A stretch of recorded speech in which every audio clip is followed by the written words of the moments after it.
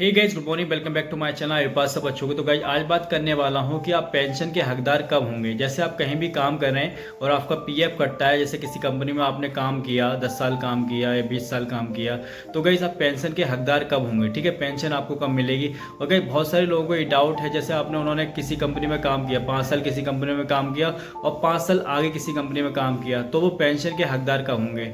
ठीक है, तो गाइस फटाफट से मैं बात करूंगा।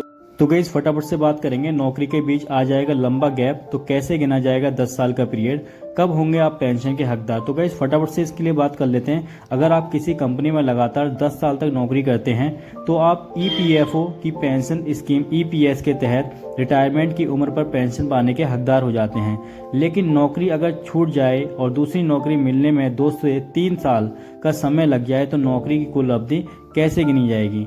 ईपीएफओ रूल्स के मुताबिक अगर आप किसी कंपनी में लगातार 10 साल तक नौकरी करते हैं तो आप ईपीएफओ की पेंशन स्कीम ईपीएस के तहत रिटायरमेंट की उम्र पर पेंशन पाने के हकदार हो जाते हैं।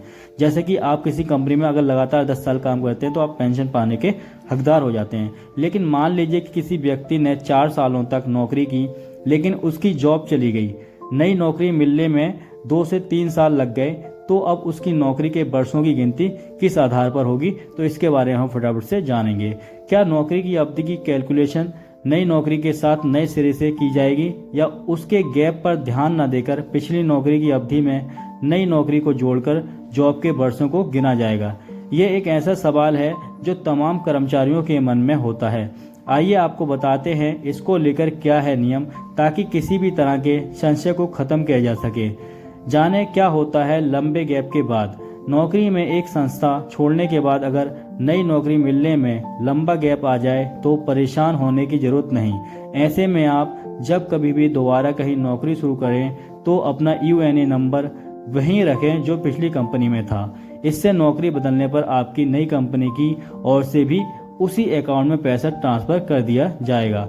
साथ ही आपकी पहली वाली नौकरी की कुल अवधि आपकी नई नौकरी के साथ जुड़ जाएगी। ऐसे में आपको दोबारा नौकरी के 10 साल पूरे करने की जरूरत नहीं होगी। ठीक है, तो गाइस कहने का मतलब यह है, जैसे आप किसी कंपनी में पहले काम कर रहे थे, ठीक है, जैसे 5 साल पहले आपने काम किया, तो गाइस जो यूएनए नंबर है, आप दूसरी कंपनी जब ज्वाइन करते हो पहली कंपनी को छोड़कर, तो गाइस यूएनए जो नंबर है वही नंबर आपको देना है। उससे होगा क्या, जो आपका जो पैसा होगा उसी अकाउंट में ट्रांसफर कर दिया जाएगा और आपके 10 साल भी पूरे हो जाएंगे उससे। ठीक है, तो आपको पेंशन के पाने के आप हकदार हो जाओगे। ठीक है, गाइस उदाहरण से समझते हैं। उदाहरण के लिए अगर आप किसी कंपनी में 5 साल तक नौकरी करते हैं, उसके बाद आपकी नौकरी छूट जाती है और करीब 1 साल बाद आप दोबारा नौकरी ज्वाइन करते हैं।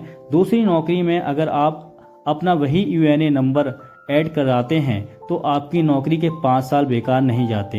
बीच के 1 साल को हटा दिया जाता है और नई जॉब की ज्वाइनिंग के समय आगे की कैलकुलेशन शुरू हो जाती है। इस तरह दूसरी कंपनी में भी अगर आप दोबारा 5 साल पूरे करते हैं तो आपके 10 साल पूरे माने जाएंगे और वो व्यक्ति रेगुलर पेंशन स्कीम का लाभ लेने का हकदार माना जाएगा। 10 साल की नौकरी पूरा ना होने पर, अगर गाइस 10 साल की नौकरी पूरी नहीं होते, तो अगर आपकी नौकरी की अवधि 10 साल पूरी नहीं है और आगे नौकरी करने का इरादा भी नहीं है, तो आप अपने पेंशन अकाउंट में जमा रकम की निकासी रिटायरमेंट की उम्र से पहले भी करा सकते हैं।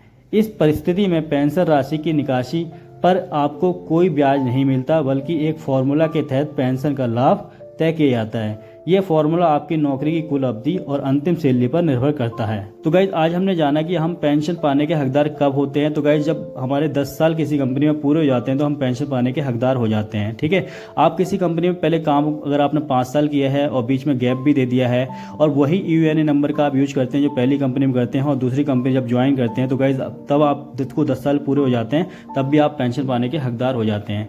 तो गाइज यही था आज की वीडियो में। तो आई होप वीडियो आपको अच्छी लगी, फिर लाइक करें, शेयर करें, कमेंट करें और चैनल को जरूर सब्सक्राइब करें।